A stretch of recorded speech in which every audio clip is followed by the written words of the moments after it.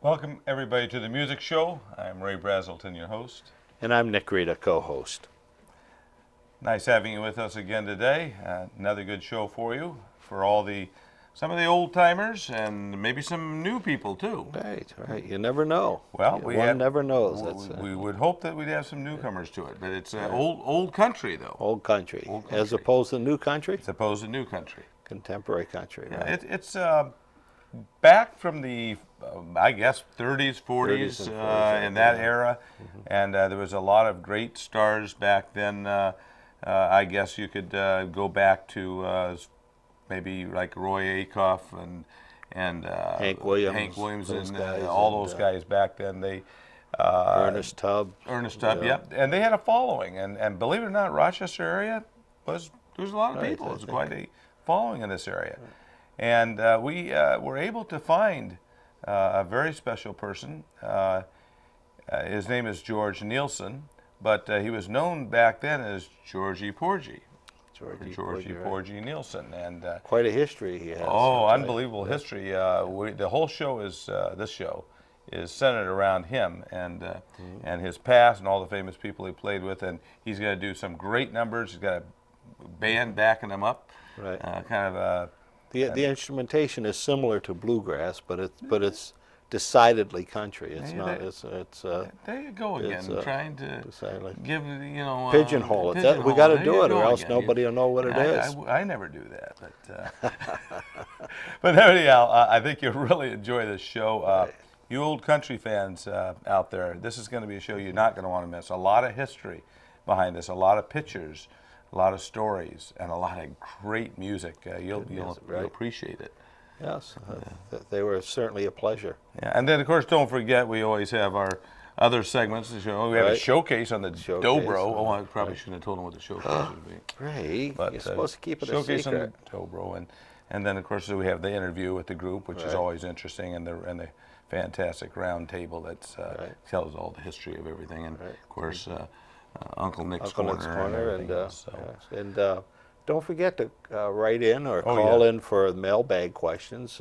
Absolutely. You could always use those. And even for my segment, anything that you'd like for me to cover, I would cover.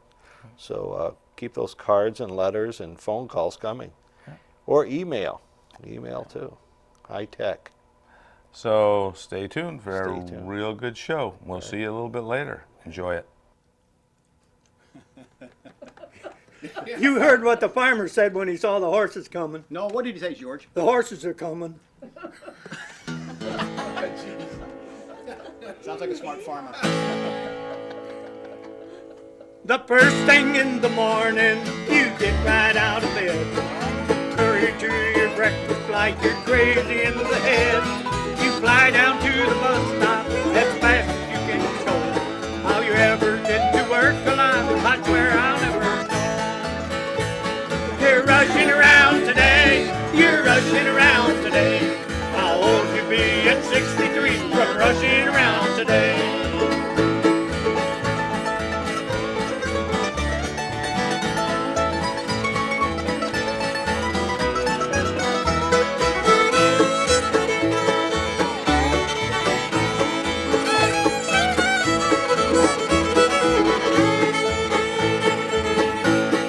Take off like a rocket ship to get your on-time smash. Gulp your food in a minute flat, then you fly right back. You hurry through your work all day, then rush right out the door. You can't go slow because you know you gotta start all over again. You're rushing around today, you're rushing around today. How old you be at 63 from rushing around today?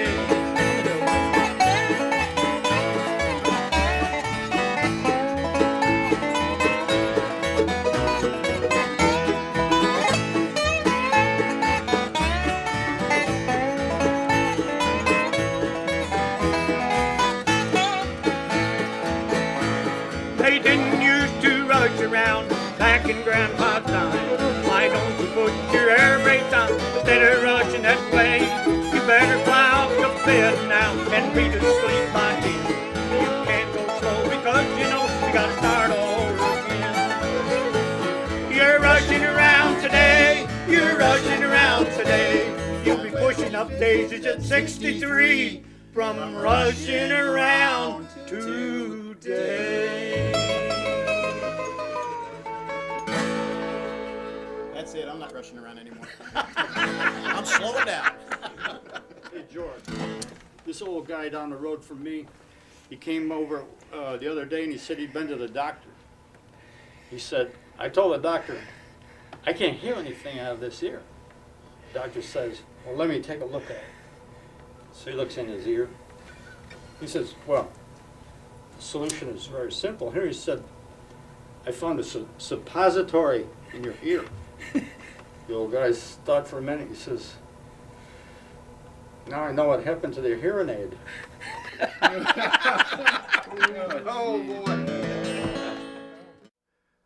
Welcome, ladies and gentlemen, to the music show. We're at our interview segment of the show, and we have for you again today another good group, Old Country, and we're going to start with our fiddle player today. I really appreciate, Pete, what you guys have done, and just give us your name and everything about you.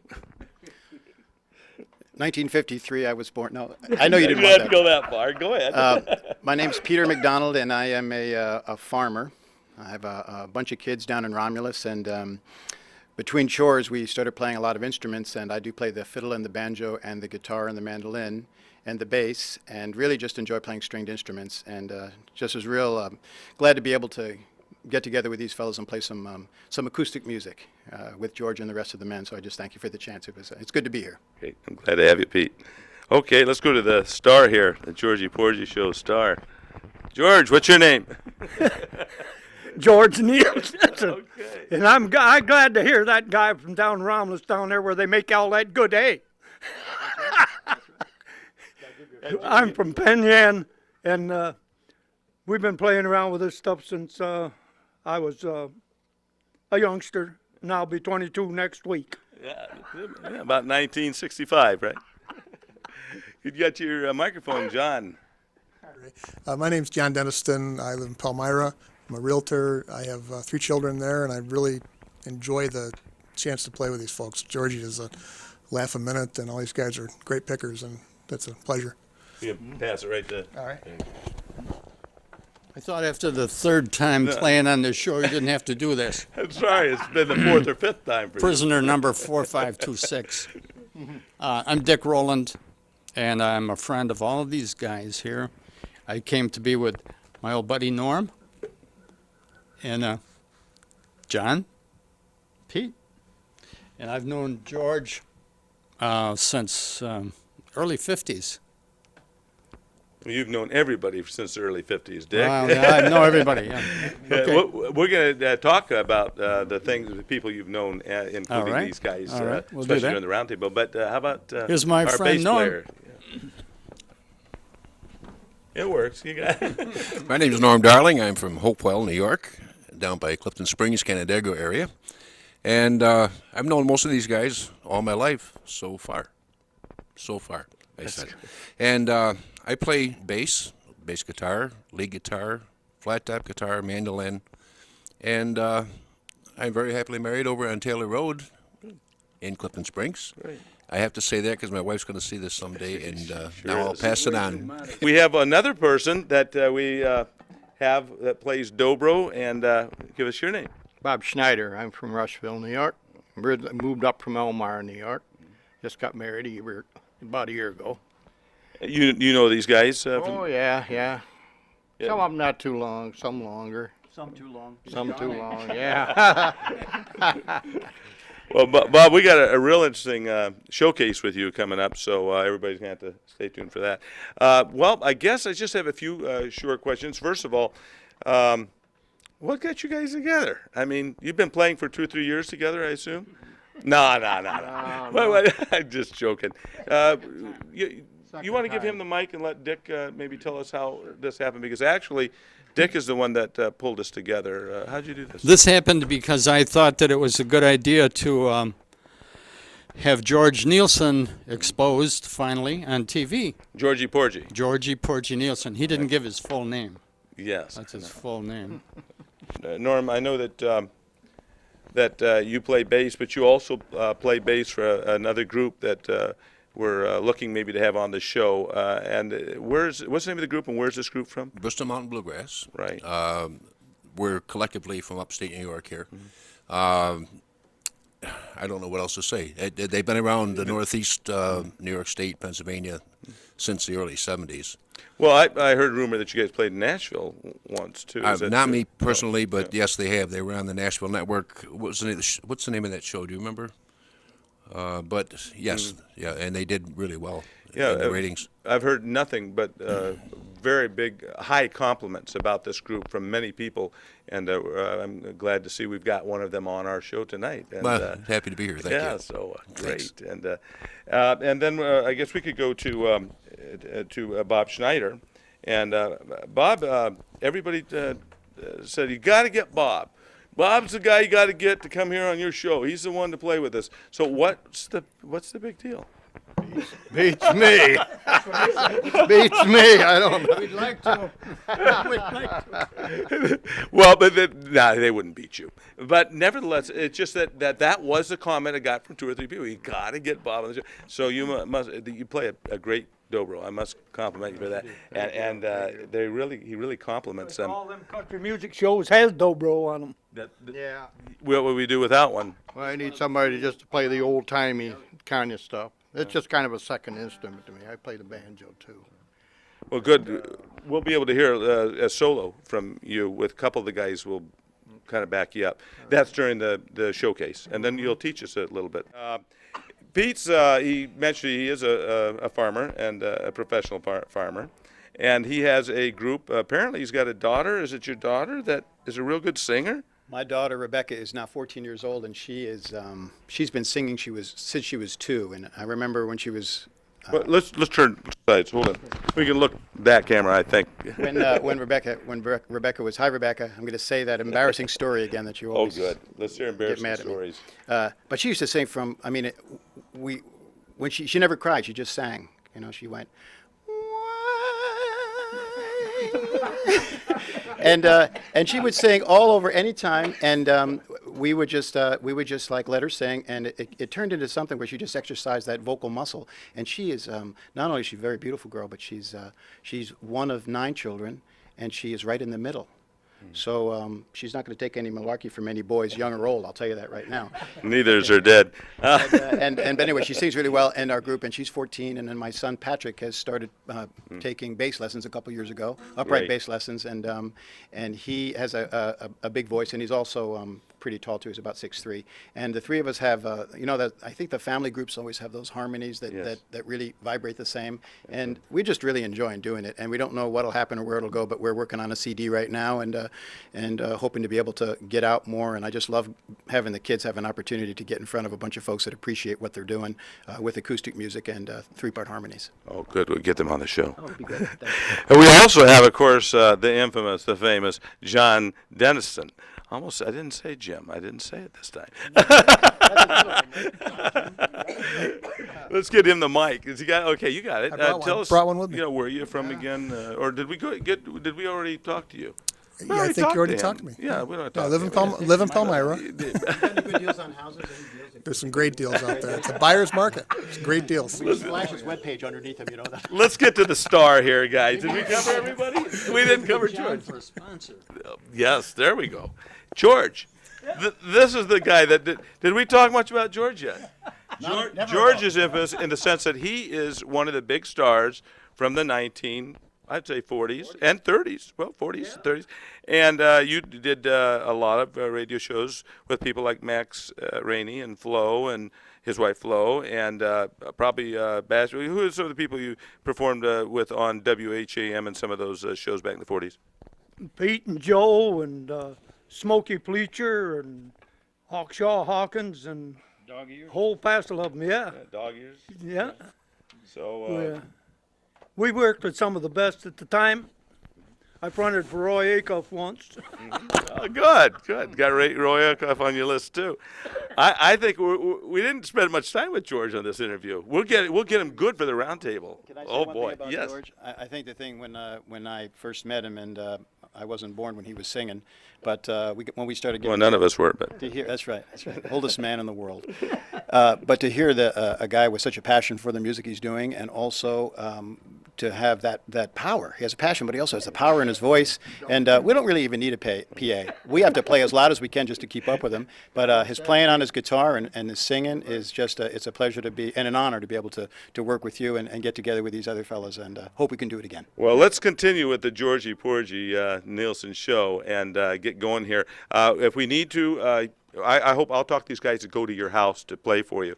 And all you do is call Dick Rowland. You want to give us your contact number? You got email? Ooh, we had to give you. Isn't it on the screen? Yeah. I don't remember it. You sound like me. It's on the screen. Okay. You got to hand this to my wife. She'll tell you.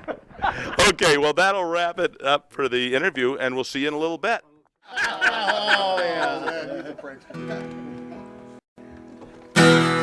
They're using plastic nowadays to make most everything, from mother's set of chinaware to the baby's thin ring.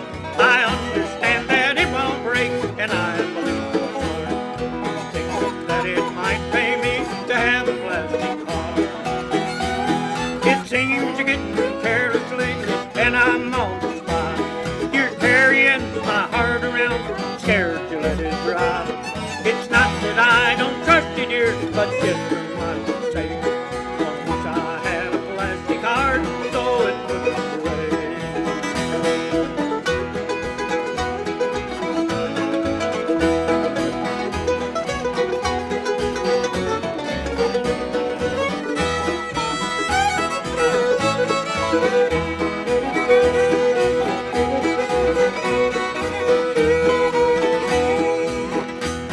Of course I know my crazy ways could never be that way, 'cause hearts are not made out of things like plastic wood or clay. But just say if they were sweethearts, how about it? I surely hope I wouldn't find that yours was made of stone. It seems you're getting careless lately, and I'm on the spot. You're carrying my heart around, scared to let it drop. It's not that I don't trust you, dear, but just for my own sake. I wish I had a plastic heart so it wouldn't break.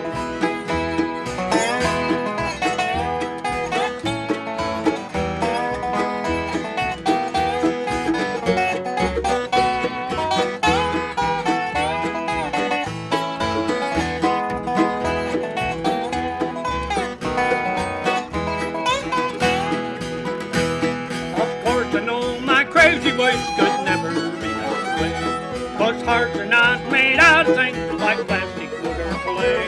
But just say if they were sweethearts, how about your own? I sure hope I wouldn't forge yours as made of stone. It seems you're getting careless lately, and I'm on the spot.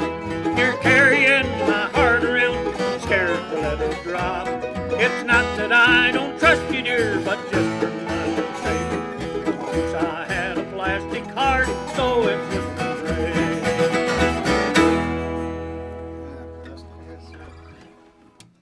Hello, welcome to Uncle Nick's Corner. As you can see, I don't have my guitar with me. Well, actually, it's always beside me. It's like a good companion, always there.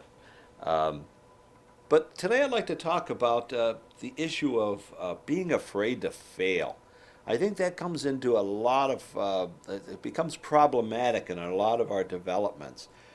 If we're afraid to fail, we'll never try new things. We'll never try to stretch ourselves or whatever. I was listening to somebody talk about teenagers and how sometimes they're afraid to fail, and they used an analogy of doing push-ups, and there was a contest to do push-ups, and the goal was to do 100 push-ups. Now, there are three groups of people that approach these kinds of tasks. One, the people who say, well, I can never do that, and the thing is that if I try to do it, I'm going to fail, and they're afraid to fail, so they never try. Then there's a group of people who say, that's easy. I can do that with my eyes closed, my hands tied behind my back. Makes it tough to do a push-up, but you get what I mean. You get the analogy. But those guys will do it and with no sweat, never break a sweat. It's the people in between that I'm talking about, the people who are not afraid to try, even knowing they may fail. They're not afraid to try because they know that they're going to gain something from it. In this particular story, the guy who tried, he did like 65, 66, 60, and then he fell. He couldn't do any more. But he noticed something, the people who didn't try, they didn't gain anything, obviously.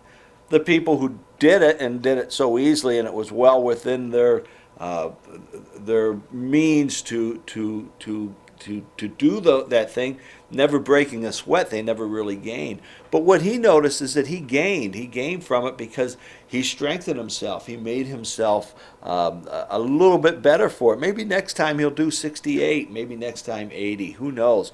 But the fact of the matter is we're not afraid to fail because we gain something. Now, I'm not talking to go around saying, oh, poor me, I can never get it. The thing is that we set up the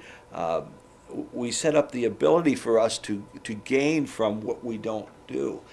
Improvising is a good example of that. If you're always looking for the exact right note to play and you never want to play a wrong note, you're never going to experience a wrong note and know what to do with the wrong note. And that's an issue that we have to deal with. I had one student who started with me when he was just a youngster, and he said as he went to college, just before he went to college, we were talking and reflecting on his progression. He says when he first started out, it was a #1 Mel Bay book. And he says he was having so much trouble he thought he would never get it. So instead of quitting, or instead of just reverting back to little things that he could do, he forged ahead, and he forged ahead. He told me in those days he was practicing 45 minutes a day, which is unusual for anybody. And as he did, he overcame it. And what had happened was he fell in love with the guitar, and he started to accomplish things and started to do things. When he left me, he was doing some extra material, a lot of extra material, but as far as his progression in the Mel Bay book, he was up to the one of the last levels, and he really progressed because he overcame. He saw the challenge and overcame. And it's not a good thing to just stay where you are because it's comfortable. You got to stretch yourself. The only way you can do that is practice. So until next time, this is Uncle Nick Rita. If you have any questions or any concerns about what we're saying or what we're doing on these in these sessions, I would readily accept you to get in touch with us and just ask any questions. We'd be willing to tenor any questions. But until next time, we'll be seeing you. Here's one we haven't done in a while, and I hope we can get it all out here in about A. Key A? Let's do a little pal. Let's do that one. That's one of my favorites. That's a great song. Oh, I'm lonely tonight, little pal. I'm lonely, I'm sad, and I'm blue. There's an empty spot in my life that no one can fill, only you. Oh, please come back, little pal. Oh, please come and stay. My heart has withered like a petal of a rose I told you today.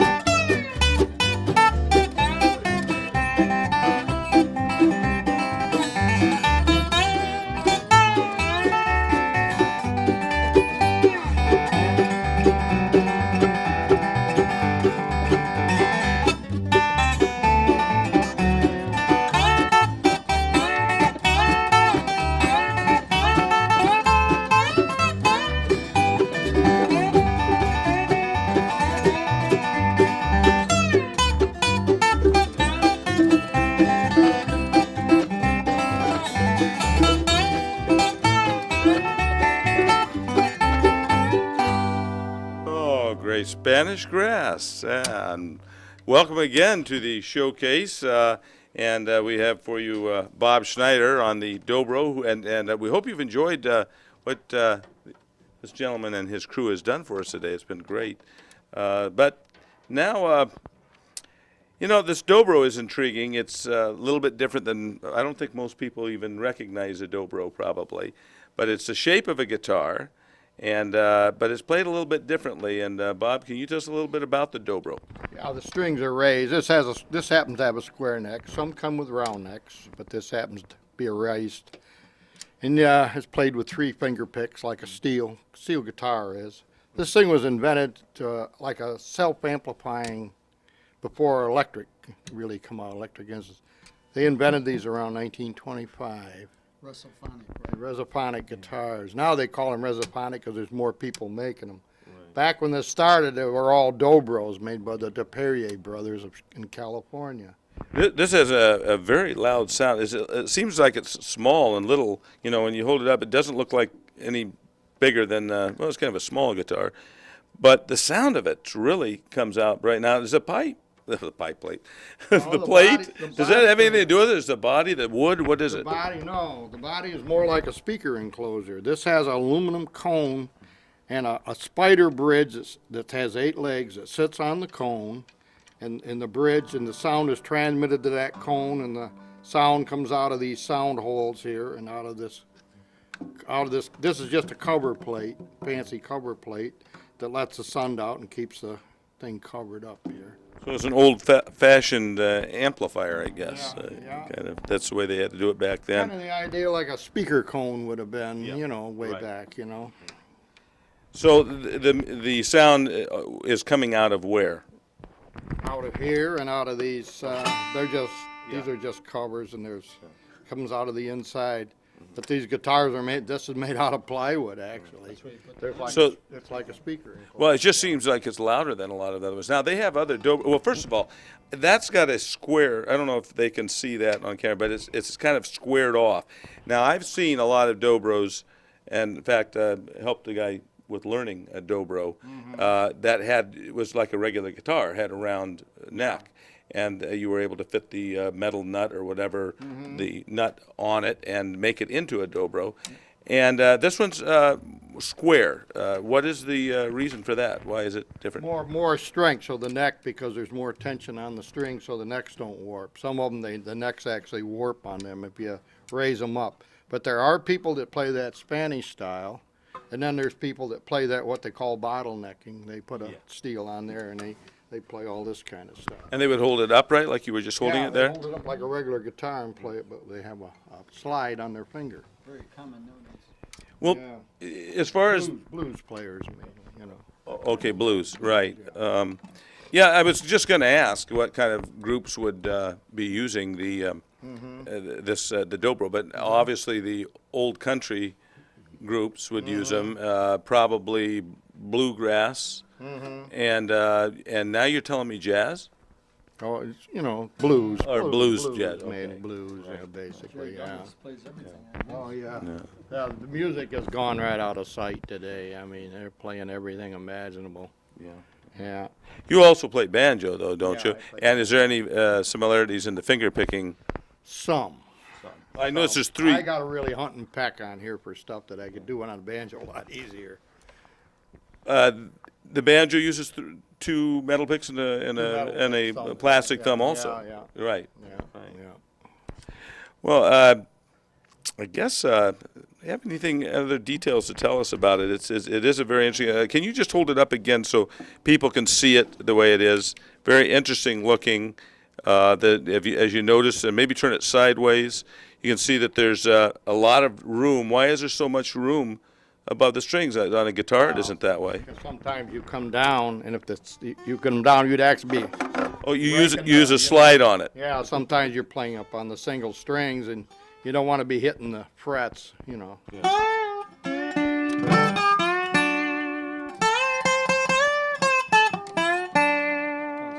It's beautiful. That's blues. Where did you learn to play like this? Oh, well, a few years back, I got trigger finger. Instead of playing the I couldn't play the banjo because this finger's locking up. So I said I sit down with some tapes and just started monkeying around a little bit with. I like Josh Graves type of stuff, you know. I'll never be Jerry Douglas or far from it. Well, it adds everything, doesn't it, guys, to the group? It's just the sound that comes out for old country, or I don't know. Do they use it much in modern new country today, or is it? Oh yeah, there's a lot. Okay. It's really come around. A lot of bands got dobros today. I heard that they use it in rock too a little bit. Yeah. What was that group looking out my back door? That was the first time I heard it. Clearwater. That's the first time I heard a dobro in some kind of music. Yeah. Well, I guess we've pretty much covered. What's that funny thing there? Is that part of the dobro there? What is that? No, that's a tuner. Just a tuner, electronic tuner. And that tuner enables you to be able to not have to have complete silence because of the way it's a vibrator, isn't it? Doesn't it tune by vibrating? This works on vibration, this one. Yeah, so everybody else could be doing something and I can still tune up. Yeah, let's turn it a little bit towards the camera so they can see that. I don't know if the camera can pick that up. I don't know. But pull it a little bit there. Yeah. Now play. Can you play something? Let's see. Can you see? I don't know if they can see a letter. You can see the needle? Yeah, I think they do. See, comes right up. The G on there is right in the center. That's all vibration, not sound. Just vibrations. Yeah. Yep. Well, okay. I guess I hope that we've answered some questions and taught you a little bit about the dobro. If you have any more questions, we'll have Bob come in personally on the show and to tell us some more and teach us some more about it. There's some different styles on here, you know, double stop type of stuff, and you can do finger picking stuff on a little bit on here, you know. They have those big, before I stop the segment, I wanted to mention that you see the big dobros made out of metal. Now, what's the significance of a dobro? And they seem much bigger than this, made all metal, the whole body. Yeah, it's, again, the bottlenecking blues players, that's their... Got more of a tinny sound to it? Tinnier sound, I guess, to them. Right. And they like the deeper, the bluegrass guys, the wooden dobros. Yeah, the Nationals made them, yeah, but I've seen dobro, and yeah. Well, It was all paint. You know, it had a Hawaiian figure in it. Oh, some of them Palm are trees. beautiful work on some of them, yeah. well, Bob, thank you very much. I know you were a little bit shy about wanting to do this, but you sure did a good job of teaching us. And ladies and gentlemen, we want to thank Bob again, and stay tuned. We still have some more of the show left. We'll see you in a bit. Let's do Precious Jewel. That's a good one. Way back in the hills, when a boy I was wondering, buried deep in the grave lies the girl that I love. Took off from the earth, the jewel for heaven, more precious than diamond, more precious than gold. A jewel here on earth, a jewel in heaven. She'll brighten the kingdom around God's great throne. May the angels have peace. God bless her in heaven. They broke in my heart and they left me to roam.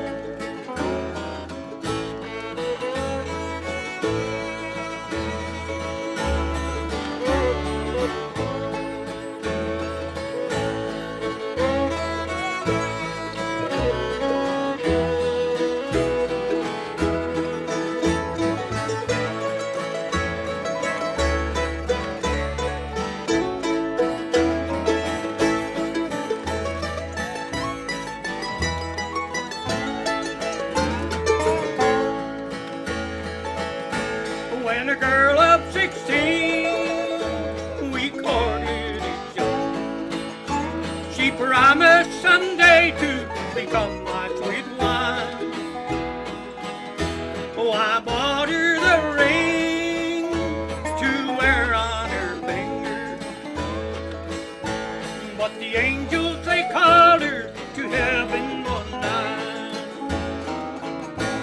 A Jew here on earth,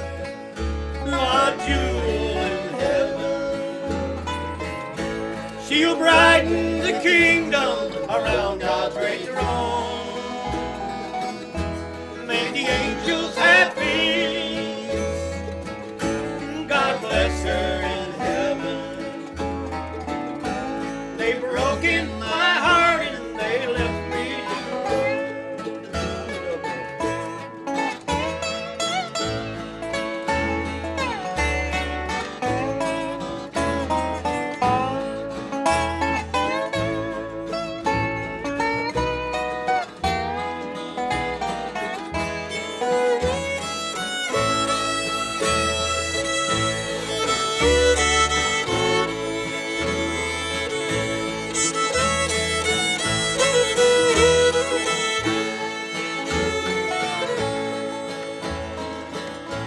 This world has its wealth, its trials and troubles. Mother Earth holds her treasure of diamonds and gold, but it can't hold the soul of one precious jewel. She's resting in peace with the heavenly home. What you hear on earth, what you in heaven.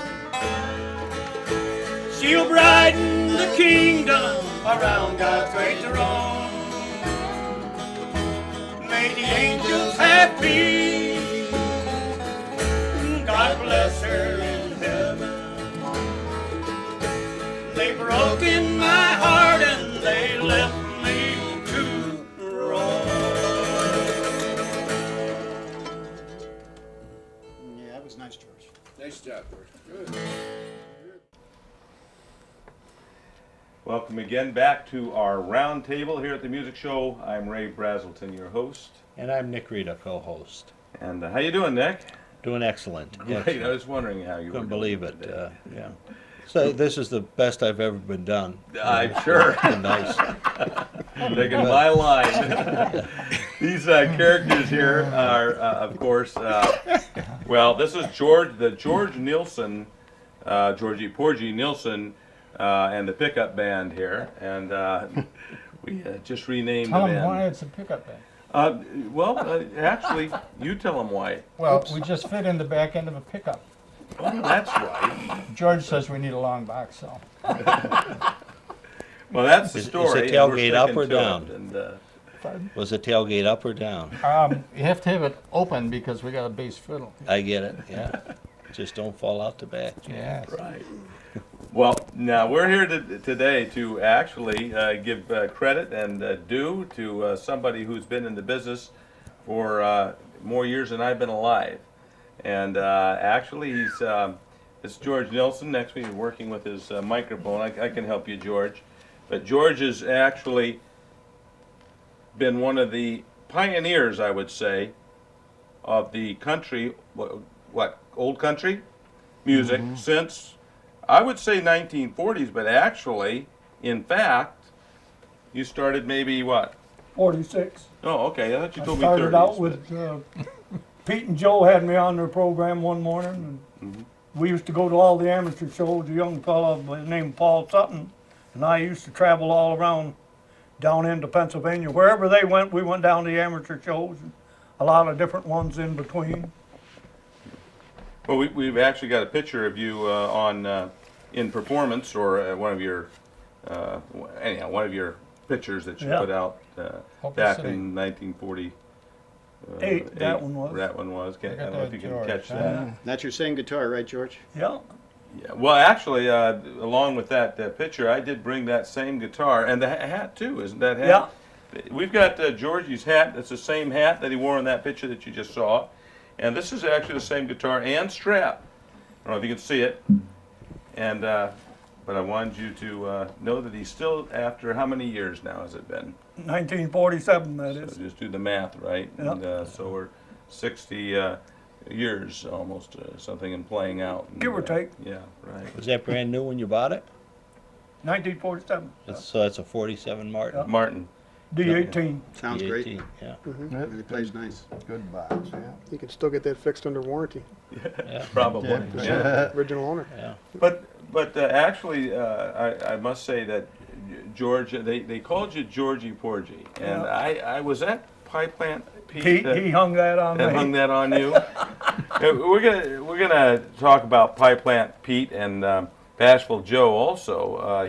They were a couple of the entertainers. In fact, they had a talent show. Yeah. It was in this area or all. Yeah. Where was their talent show? Well, done? the first time I heard Pete and Joe, they was on Syracuse station. And then they came to Rochester, and they played all these schools and things like that. They did fairs also. Yeah. And I started going to them shows, and Pete and I got to be buddies, and they got me on. They started that Saturday night jamboree there in Rochester, and I got to be on that. And we did television too. Well, as a matter of fact, the next picture we got up here is a picture. Now, who is that in the picture next to the car? That's Pete showing up at WHAM. Okay. Do you remember this building, George? Yeah. That's on Humboldt Street. Brand new, Yep. 1948. Know what building? The name of that building? It's Well, WHAM. JKM, Right. And it was just being constructed, apparently. Or? Well, they just finished it because they was at the Sheridan Hotel. The They landscaping left there is and not went done. out there and started operating all that. And I remember Pete had a little office down on the bottom floor, a little office about 8 by 8. He had his own office. We have a note here about Pete. Go ahead and. Well, Pete was the first musical influence on Les Paul. We all know who he is. Who started his career as Rhubarb Red, so that he would be like Pipe Plant Pete. His real name, Claude Moya. I bet you very few people know that Les Paul's real name was Claude Moya. That's No. no, I've got that wrong. Yeah. Sorry. Yeah. Rhubarb Red was Les Paul. Oh, you're right. Yeah. It's even worse. See, he played country during the day, and he played jazz at night. Yeah. Yeah. But now, who was Claude Moya? That's Pipe Pipe Plant Plant Pete. Pete. Okay, Pipe Plant Pete. Yeah. All right. Les Paul was Lester Polfus. Polfus, yes. Polfus. Right. This is one of Pete and Joe's envelopes. And they used this to communicate with their fans. They would send them whatever, and the fans would send them money. Yeah. Hey, how do you get on Hopefully, that gig? you know. That sounds like a good one. Can we get a copy of that? Yeah. These are all need I can give you managers. copies of all this stuff. these are all people that have you performed with or Yeah. been on radio or Yep. or TV with. This is one of George's envelopes. And it says in care of WHAM, Max Mr. Rainey. George Nielsen. Care of Max Rainey. George, what did you send in your envelope? And did you get money back? Yeah. Did you notice the postage on it? Yeah, how much 3 is it? cents. That's Yeah, for a we bill. That was a Hey. while ago. Six, Yeah. all 2 3-cent stamps. Amazing. Postage due 8 cents. Did you have to pay that? Oh, paid up. Oh. Now, there was this whole era that you came from was basically old country, similar to what you did today. Yeah, yeah. Same stuff. That- And there was quite a following back then. Oh, yeah. And they even had a show, a special show done on WHAM that was called the. Barn Dance Jamboree. Was that it? Yeah. Yeah. And pretty much you had people like Max. Well, there we go. We just had a Max It's Rainey. Max and Yeah. Flossie and Right, the here's a Highboys. picture of Max and his wife, I believe, at the Yeah. time. Another note, Max and Flossie had the first live TV show in Rochester. Now, you did perform with them also. Yeah. They had that place out there in East Bloomfield there called the Bar M Ranch there. They imported all the big acts. And one of them I remember was Lulabelle and Scotty. They had 22,000 paid admission that day. Cost $1 to get in. Oh, Hank Williams was there yeah. before he ever had a band. and he performed on a weekend. I don't know, were you there, George? For Yeah. that? Yeah. They played the dance there on Saturday night at the barn, and then on Sundays they had them shows. We're talking about the 40s, you know, Yeah. for Hank Williams. Now, there was also a guy by the name of Lonesome Larry, and I was wondering how you met him. Well, he was performing on Geneva, and Max had him up there different times for the entertainment. You know, they had all different kind of acts in there to kind of brighten up the. It wasn't all the same every time. That's a picture of you on On the left. On yes, and Lonesome Larry. Yeah, we worked together 17 years. This was taken at the Ontario County Fairgrounds. I took it. Oh, you- This you is took Don that Howard's. picture.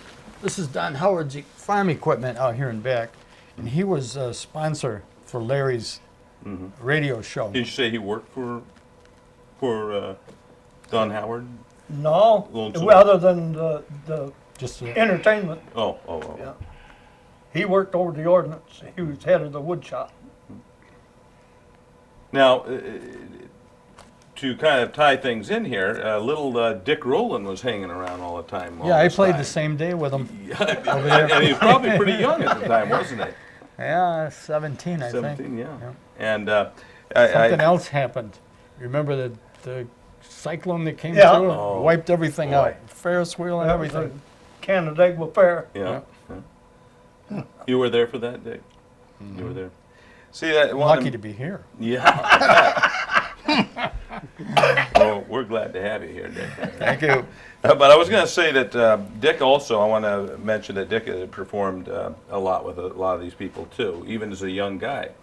And I know you did a lot of fairs and probably also talent shows and things. Yeah, I was in similar to Max that. and Flossie's talent shows and Larry Weller's talent shows. And I played one of the last times that Max and Flossie played. I played with them. Max died soon after. And you got to meet an awful lot of people of that of Georgie's caliber. It's like back all then. of these guys. Well, that's Yeah. just going to get to and Even Uncle Nick. Yeah, even Uncle Nick. Very young at the time, but Yeah. but Yeah, I was. But these guys have come out of the old country legends, and Bob, I believe you played with some pretty impressive I people. played with an too. old country band down in Wyoming County, Hal Kibler. And they went back probably into the 40s and that. And they had accordion and all that stuff way back. And then they got more into the a little more modern. And we mixed a little, I came in with the banjo and we started mixing a little bluegrass, and we did everything from square dances to whatever, you know.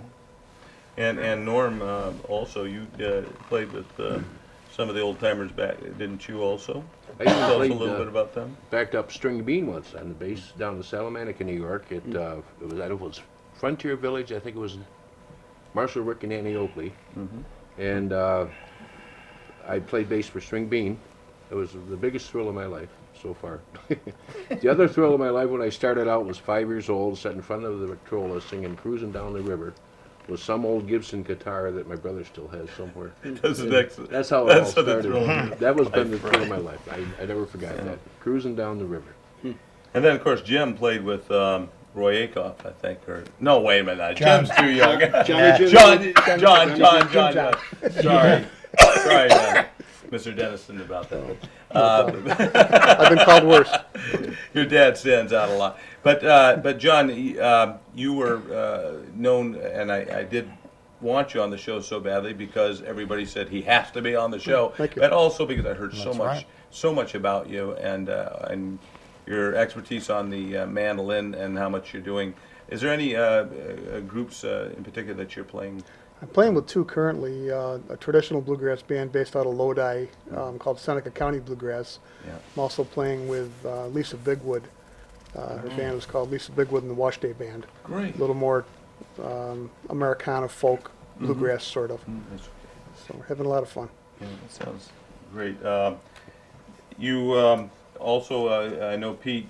I don't know that you're really playing out with them, but you do have a family band that's doing real well. In fact, I've heard that it is very good, and be something as a possibility to have you and your family on the show sometime. Your daughter apparently has got a very good voice, and Yes. a lot of good harmonizing within your family. It'd be a lot of fun to do that. Yeah. And I wanted to share a story. My Yes, first experience definitely. with guitar, as Norm had.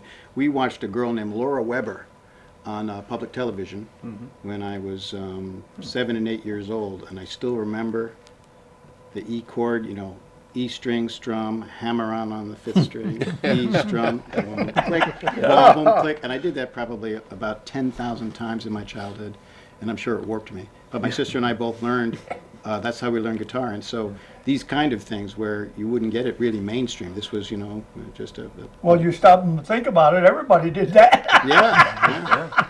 Well, it's part of old country, that kind of hammer-on drum like that. Yeah. Put your finger here. No, not that one, that one. Well, she was so patient, and I remembered thanking her and talking to the television. I thought that she could hear me. Yeah. She couldn't? Oh, no. Well, the legends have been on our show today, and I tell you that, George, we can't thank you enough for leading us, this group, and to have you back just brings back all the other great people that from the past that have been with us, right, Dick? We're really trying our hardest on this show to bring out all the famous people from that era, and probably we'll do some more shows like this because of the great enthusiasm that people have for you. And I hope you might join us again and help Dick and I to get some more guys.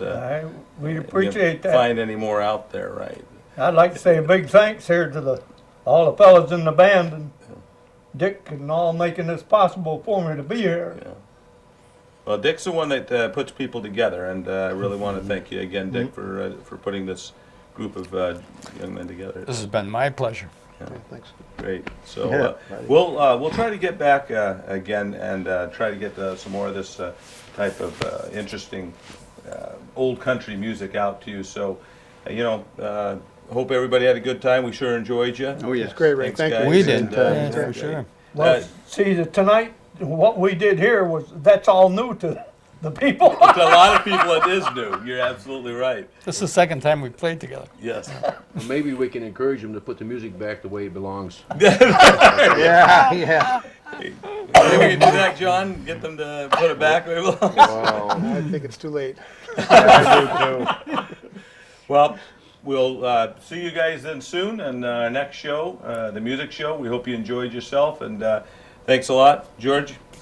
Thank you for having me. Really did a great job. And Dick, thanks for bringing everybody. Guys, welcome, Ray. Thank you very much. Okay, and we'll catch you the next show. Stay tuned for our next show next week. See you then. I'll be shouting hallelujah all the way. Oh, we'll have a jubilee down in Memphis, Tennessee, and we'll shout hallelujah all the way.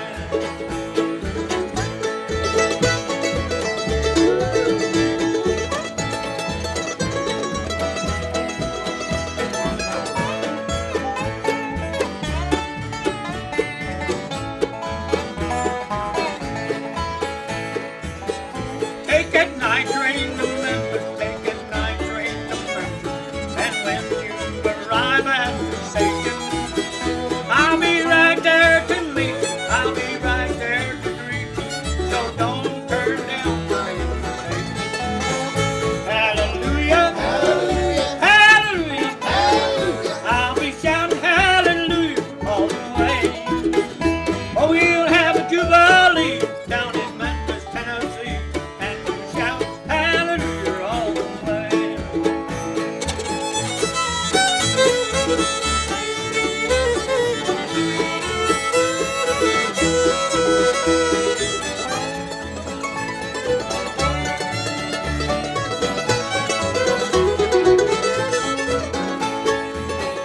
Take it night train to Memphis, take it night train to Memphis. Tell me it's the news, keep the throttle open. Keep that engine stacked